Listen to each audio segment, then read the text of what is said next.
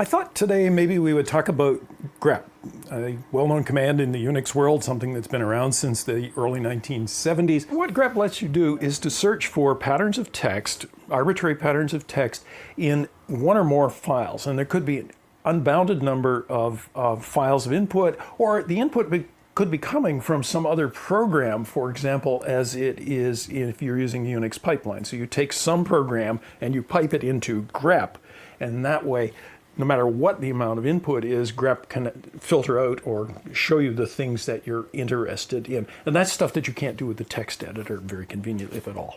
One of the issues with grep has always been, where does that weird name come from? And so I thought perhaps I could tell that story if it would be of any interest, and we'll see where we go from there. The way it came about, you have to put yourself back in the early days of computing before everybody present in this room except me was born. Let's say something like 1970, 71, the very, very early days of Unix.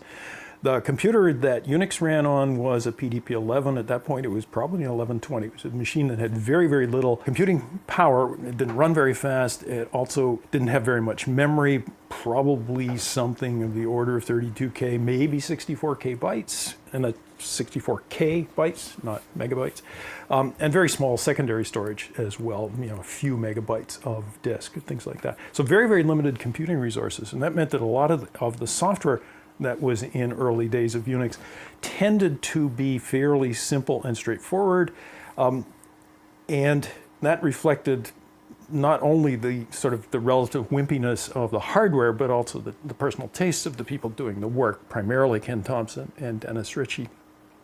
So one of the standard programs that people use is the text editor on any system. The Unix text editor was called ed, and it's not pronounced ed, at least by those in the know. It's pronounced ed.